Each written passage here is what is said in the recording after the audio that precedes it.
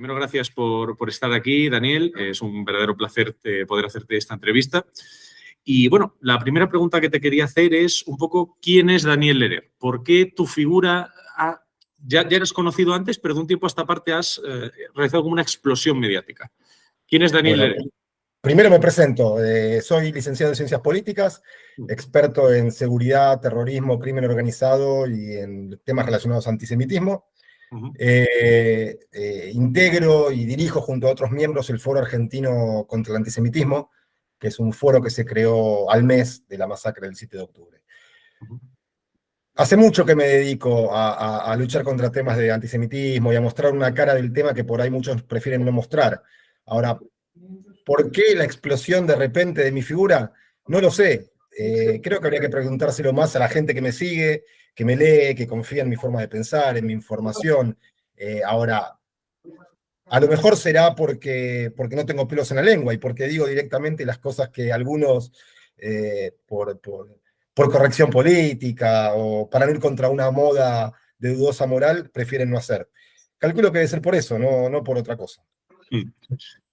Bueno, justamente este crecimiento de tu fama ha ido muy relacionado también a tu actividad en redes sociales, al impacto que han ido generando tanto tus publicaciones como tus colaboraciones con medios y con diferentes instituciones.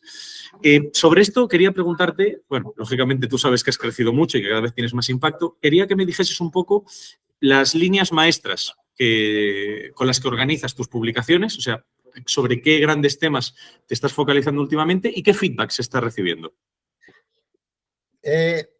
Siempre trato de mostrar la realidad de lo que ocurre en Medio Oriente, ¿no? Lo hago hace mucho, nuevamente te repito, esto ahora toma mayor dimensión, pero lo hago hace mucho porque siempre he notado cómo la narrativa pro-terrorismo busca cambiar a veces la realidad. Entonces me centro mucho en mostrar cosas que el resto no quiere mostrar, o mostrar cosas que son adulteradas a veces en pos de la propaganda, ¿bien? Entonces me centro mucho en eso. Y en la lucha contra el antisemitismo. El antisemitismo se tomó unas vacaciones de unos 70 y pico de años, pero siempre estuvo ahí escondido. Y bueno, del 7 de octubre para acá, las manifestaciones antisemitas en todos los ámbitos han crecido de una manera exponencial. Entonces me centro en eso, me centro en mostrar una realidad que muchos no quieren mostrar y me centro en mostrar los hechos y expresiones judeófobas que han salido a la luz. Y bueno, volviendo un poco a esta pregunta, ¿qué feedback has estado recibiendo? Bien, la realidad es que noto que hay mucha gente que está tomando mucha conciencia sobre el tema. Mucha gente me agradece el trabajo realizado, mucha gente me pide información para saber cómo contestar a ciertas agresiones que reciben. Mucha gente me comenta que han empezado a ver una mirada que antes no había o que no tenían sobre estos temas. Así que creo que la verdad es que hay mucha gente que se está concientizando. Lo que ocurre es que generalmente los que hacen ruido son pocos, pero muy ruidosos. Entonces también debo decirte que a diario recibo insultos, agresiones, todos los días en todas las redes. Pero hay que aprender a tomarlo eso. Yo lo uso a favor. Yo creo que las agresiones, cuando uno muestra y argumenta claramente, no son otra cosa que un premio a mostrar una realidad que muchos no quieren ver, y además deja en evidencia la falta de argumentos y el exceso de agresión de quienes insultan en las redes. Pues bueno, sobre este tema quiero volver después, un poquito después en la entrevista, pero ahora me gustaría preguntarte, bueno, sobre un aspecto tal vez más personal, que supongo que tú por tu trabajo tienes conocimiento sobre la situación que se vive en Israel y sobre todo la situación derivada de, por ejemplo, los secuestros producidos el 7 de octubre por la banda Hamas, por la organización de Hamas. Entonces, quería preguntarte un poco qué nos puedes contar, así desde un punto más personal, de cómo han vivido las familias ese proceso, obviamente mencionando lo que puedas, lógicamente no sin entrar en nada problemático, pero que nos expliques un poco esa verdad que muchas veces se oculta, ¿no? Que se muestra como una cifra. ¿Cómo se ha vivido, si tienes conocimiento, esa situación? Sí, bueno, en todo este tiempo tuve la posibilidad de juntarme con muchos familiares de secuestrados. Yo tengo amigos que todavía están en cautiverio. Tengo amigos que sus familiares han estado secuestrados y bueno, felizmente fueron liberados. Así que conozco, me junto con familiares constantemente, pero es difícil explicar. Es muy difícil. La verdad es que la angustia que sienten es tremenda, porque no solo, hablemos de los que todavía tienen a sus familiares en cautiverio, no solo van casi 230 días, sino que no tienen la menor idea de en qué condiciones están, si están vivos, si están muertos, qué condiciones de salud. Es tremendo, es una angustia increíble. De hecho, te cuento un caso. La semana pasada o la anterior hicimos con diputados de distintos arcos, todo el arco político en Argentina, un acto donde pedían por la liberación de los 9 secuestrados argentinos. Y una de las personas que iba a ser de oradora es familiar de un secuestrado, prima de un secuestrado. Y esa misma mañana salió la noticia de que en realidad había sido asesinado el 7 de octubre y su cuerpo llevado a Gaza. Y ese día se conoció, o sea que obviamente no pudo ser de oradora. O sea que la incertidumbre que tienen es tremenda. La verdad que es muy difícil explicar lo que sienten. Cuando hablas con ellos realmente se te parte el corazón. Supongo que es verdaderamente una tragedia humana la situación ahora mismo con los rehenes allí. Bueno, quería preguntarte, siguiendo un poco con esta línea, tú, varios de tus artículos se hicieron conocidos narrando un poco la situación de estrés que vivías con tu hija, que estuvo un tiempo en Tel Aviv. No sé si un poco ya desde esa experiencia personal, como dices, es difícil hablar por los demás, pero si nos pudieras hablar un poco de cómo era tener a tu hija en una situación pues, de peligro constante, ¿no? Bien. Primero una aclaración. Vos bien dijiste que mi hija estaba en Tel Aviv. Mi hija se fue 10 meses a hacer un plan de estudio y a trabajar, a vivir la vida después de haber terminado la escuela secundaria. Se fue con 18 años. Pero estaba en Tel Aviv, que es el centro del país. El centro del país no estuvo cerca de la masacre perpetrada por Hamas, pero sí durante estos hechos llovían cientos y cientos y cientos de misiles. Es decir, no sufrió la intrusión del grupo terrorista, pero sí la agresión vía aérea. Y es muy difícil, fue muy difícil. Pensá que tu hija con 18 años se va a hacer su primera experiencia fuera del país, fuera de tu casa. Hasta días atrás la llevaba a la escuela todos los días. Y de repente se encontraba bajo cohetes que caían de asiento. No fue fácil. De hecho, el día el 7 de octubre, ella estaba trabajando y no contestaba el teléfono. Entonces, la desesperación de uno, si bien sabía que estaba lejos del lugar en sí mismo, y es muy duro, sobre todo las noches, porque por la diferencia horaria que tenemos, uno se iba a dormir y el día comenzaba en la otra punta del mundo y uno no sabía qué pasaba. Fue difícil, pero ella se manejó muy bien. El pueblo israelí es muy solidario, entonces recibió apoyo por todos lados, mucha ayuda, para ir de un lugar a otro, para ir a los refugios. Fue angustiante, pero te repito por la pregunta anterior, no hay comparación con lo que viven los familiares de los secuestrados. Esto fue algo bastante menor, sí, de un padre que tiene a su hija chiquita o chica en la otra punta del mundo abajo de un ataque terrorista. Nada a desdeñar en cualquier caso la tensión que debiste sufrir. Pero, bueno, siguiendo un poco con los primeros temas que me comentabas, con el crecimiento del antisemitismo en la actualidad, bueno, me quiero parar en un caso concreto que es el de las manifestaciones y las protestas en las universidades por toda Europa, aunque ha habido también en muchos otros países del mundo. Y hacerte una doble pregunta aquí. ¿Por qué crees que se está produciendo esto? ¿Y qué respuestas crees que les darías tú a esos estudiantes que se manifiestan sobre este asunto? Bueno, primero algunas aclaraciones.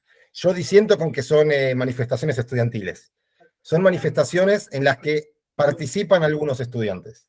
Ha habido casos, sobre todo en Estados Unidos, donde han habido personas detenidas que no son estudiantes y que fogoneaban y participaban de estas manifestaciones.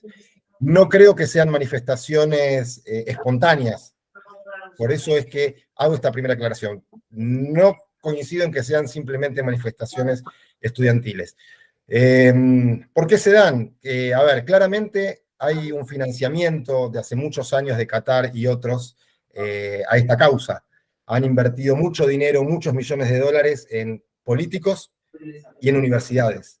Han comprado cátedras para poder transmitir su narrativa, cambiando un poco, distorsionando un poco la realidad de los hechos.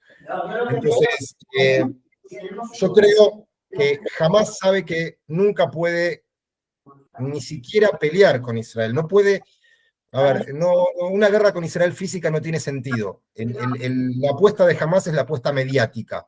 Es que el mundo salga contra Israel. Y por eso un poco se dieron estas manifestaciones. Pero más allá de que han participado estudiantes, no son espontáneas, fueron fogoneadas, fueron financiadas, fueron incentivadas, hubo gente que no tiene que ver con los estudiantes. Buscaban claramente generar en el colectivo mediático una impresión de la demonización del Estado de Israel. Pero además, algo que no se dice, para mí las manifestaciones son claras manifestaciones pro terrorismo palestino.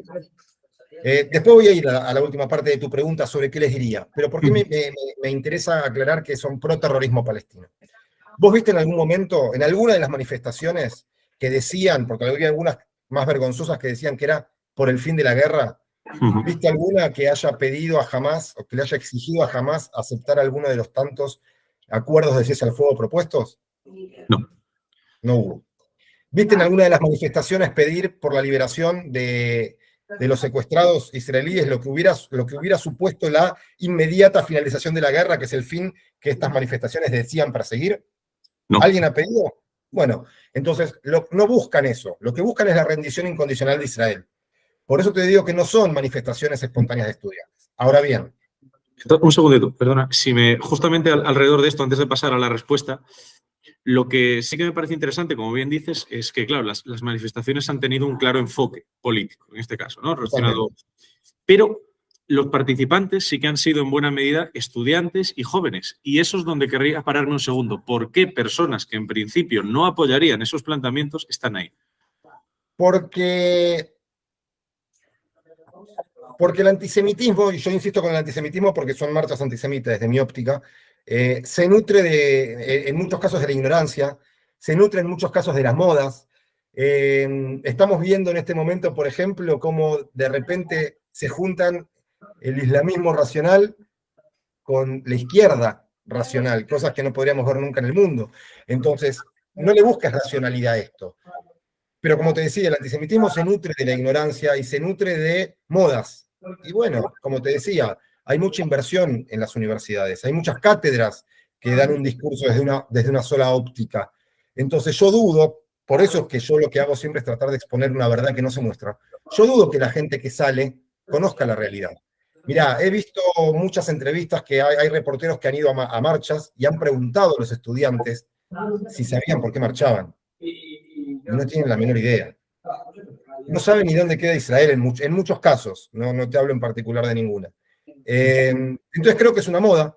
Creo que hoy el pañuelo palestino es como era en su entonces la cara del Che Guevara, la remera del Che Guevara. No le busques racionalidad. Ahora, el antisemita confeso, ninguna cantidad de evidencia va a ser que entienda, con lo cual a ese digamos, uno no busca hablarle a esa gente, uno no busca pescar en ese ámbito, porque el antisemita confeso digamos, no es posible cambiarle la forma de pensar. Pero si estos estudiantes que se suman desde la ignorancia, desde seguir una moda, desde que ven tanto progre ir a una manifestación con otros estudiantes y ondear la bandera y bailar y cantar, a esos hay que hablarles. Y a eso es que se nutran de información, que aprendan, que busquen, que no le crean, pero que tampoco me crean a mí. Que busquen. Porque estas manifestaciones buscan demonizar al Estado de Israel como el nazismo buscaba demonizar a los judíos. Lo buscan demonizar y una vez que está demonizado, cualquier ataque es válido. Entonces, en las manifestaciones vas a haber visto que muchos repiten, por ejemplo, la consigna desde el río hasta el mar. ¿Saben lo que significa del río hasta el mar? Porque dicen estar manifestándose contra un genocidio. Y quieren expulsar una expulsión masiva. Mientras están pidiendo un genocidio. Claro, desde el río hasta el mar no es otra cosa que pedir la desaparición del Estado de Israel. ¿Sí? desde el Jordán hasta el Mediterráneo. Entonces, no le busques racionalidad a esto, no le busques, tiene que ver con modas, tiene que ver con una interseccionalidad rara que se está dando, como te decía, entre el Islam radical y la izquierda radical, tiene que ver con el financiamiento por décadas. Históricamente los jóvenes suelen seguir ciertas consignas que después con el tiempo y cuando se ponen grandes no pueden creer lo que han hecho. Bueno, entonces a ellos hay que decirles que se eduquen, que aprendan, que lean, que no le crean ni a uno ni a otro, que marchen por lo que consideran que deben marchar, pero que no se dejen llevar de las narices. Y que en este caso en particular hay mucha demonización. En Israel no hay apartheid, en Israel no es un estado genocida, Israel no es un estado colonizador. Fíjate que el Islam, que abiertamente dice querer colonizar el mundo, mete la narrativa de que Israel, que es un país de apenas 22.000 kilómetros cuadrados, es quien quiere hacerlo. Entonces, las consignas de estas manifestaciones caen por su propio peso. Simplemente les diría que estudien, que lean, que aprendan, que no repitan. Eso. Perfecto. Pues mira, justo esto conecta con la siguiente pregunta que te quería hacer, y es que a la orden de lo que has dicho, del crecimiento del antisemitismo, de la construcción de esta narrativa contra el Estado de Israel, ha surgido una contrarrespuesta. Es decir, una serie de organizaciones, de instituciones que pretenden combatir esto. Por ejemplo, en España se ha fundado hace poco la Red Académica contra el Antisemitismo y allí en Argentina la DAIA, por ejemplo, es bastante activa en sus labores. Me gustaría que me hicieses un poco un juicio de valor sobre las actividades de este tipo de organizaciones, sobre qué aspectos deberían enfocarse. Toda organización que pretende luchar contra el antisemitismo es bienvenida. Justamente yo te decía que el antisemitismo se tomó unas vacaciones, un descansito de unas décadas, de unas 7 décadas, pero siempre estuvo. Y mientras por ahí las comunidades judías del mundo y otros hacían silencio o simplemente hacían diplomacia, Qatar y otros han ganado mucho tiempo desde las bases. Bueno, yo creo que toda institución que luche contra este flagelo es bienvenida. Todo es bienvenido. Esta red de académicos es muy bienvenida. ¿Y por qué? Porque creo que ahí en las universidades es donde hay que hacer foco. En las escuelas secundarias es donde hay que hacer foco. Creo que hay que educar. Al antisemitismo se lo combate de una sola manera, que es con educación, educación y más educación. Es haciendo que la gente entienda y no compre falsas banderas. Entonces, todas las instituciones son bienvenidas, pero también es bienvenida que toda la gente de bien levante la voz. En particular en el caso de la DAIA es una institución bastante más política, es la representación política de la comunidad judía argentina, y lleva muchísimos años luchando contra esto, y lo hace muy bien, y sin embargo, nosotros al mes del 7 de octubre creamos un foro aparte, con políticos, con periodistas, con artistas, porque hay que aumentar la cantidad de voces que se levanten. Y no tenemos que ser solo los integrantes de la comunidad judía. Todos los que bregamos por un mundo en paz, por un mundo sin odio, debemos levantar la voz. Así que bienvenida a todas las instituciones, bienvenida a todas las instituciones que desde el ámbito académico pretendan luchar contra esto. Es una tarea dura, llevamos muchos años desde... Nos ha sacado una ventaja muy grande esparciendo el antisemitismo por el mundo. Así que doy con beneplácito la bienvenida a todas estas instituciones que se suman a la lucha. Bien. Y bueno, ya como última pregunta, como en tu aspecto de, bueno, en tu faceta de analista, ¿no? Quiero hacerte una pregunta tal vez algo más polémica. Bueno, como bien has dicho, el antisemitismo ha crecido mucho, el antisemitismo ha logrado construir una narrativa, pero es una narrativa que se ha sustentado normalmente en, pues, nos podemos decir castillos en el aire, podríamos decir ciertas figuras, ¿no? En este caso concreto, probablemente sea el gobierno de Netanyahu, el cual han denominado de mil maneras, ¿no? Y quería justamente en tu faceta de analista que me dijeses si crees que las políticas llevadas a cabo actualmente por el gobierno israelí encabezado por Benjamín Netanyahu serían las correctas para lograr un fin del conflicto o tendrías algunas recomendaciones que dar. Mira, en primer lugar, entiendo todas las posturas, cada una tiene su visión del tema. Entiendo también que hay muchas presiones internas, externas, pero creo que el modo de actuación de Israel, o en este caso el gobierno de Netanyahu, son las correctas. Es duro, hay muchas protestas porque hay familiares que pretenden ya mismo a sus familiares que están secuestrados que sean liberados, pero a Israel no le quedaba otra opción. El 7 de octubre fue la peor masacre que Israel recibió en su propio territorio. No quedaba otra que restaurar el poder de disuasión que tiene Israel. Hemos visto a muchos líderes terroristas que han repetido una y otra vez que buscan repetir el 7 de octubre. Lo hemos visto abiertamente, digamos, se puede buscar en cualquier lado. Pretenden mucho el 7 de octubre. Entonces, Israel no puede ni podía demostrar debilidad. Israel tenía que recuperar el poder de disuasión. Es más, te agrego, no sé si estás al tanto, pero cotidianamente en el norte de Israel, Hezbollah está atacando con cientos y cientos de cohetes, con lo cual no sería extraño que de acá a 5 o 6 meses haya un conflicto abierto con Hezbollah, haya una guerra abierta con Hezbollah. En el norte hay miles de evacuados israelíes. ¿Cómo hacen ellos para volver a su vida normal con cientos de miles de terroristas del otro lado disparando cohetes o esperando para ingresar como ingresó Hamás el 7 de octubre? Bueno, no va a quedar otra probablemente de que Israel combata abiertamente contra Hezbollah y le devuelva a los ciudadanos israelíes la seguridad que hasta el 7 de octubre habían tenido.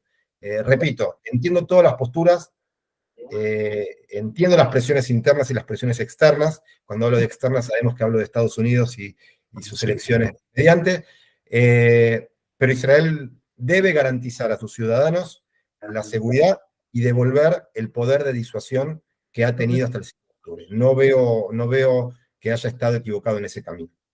O sea que, según tu forma de verlo, la única solución viable ahora mismo para la seguridad de Israel y la estabilidad en la región es a través del fortalecimiento militar israelí, ¿no? Más o menos.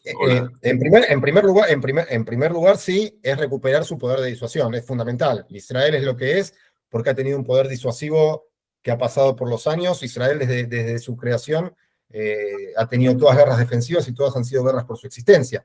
Israel no puede mostrar flaqueza. Ahora, ¿esto quiere decir que no hay que negociar? No, en lo más mínimo. No. A ver, para que no se malinterprete. Pero digo que la decisión de Netanyahu de comenzar el operativo terrestre, de ingresar ahora en el sur contra toda la opinión internacional, es correcta. Ahora, después hay que negociar desde un lugar de poder y desde un lugar de disuasión. Quiero que se entienda claro el mensaje. Sí. No es que no hay que negociar, pero sí que estuvo bien en comenzar esta ofensiva y sí que estuvo bien en ingresar al sur, y de hecho, en los primeros días ya han recuperado los cuerpos de 4 secuestrados israelíes que han sido asesinados el mismo 7 de octubre y sus cuerpos llevados a Gaza.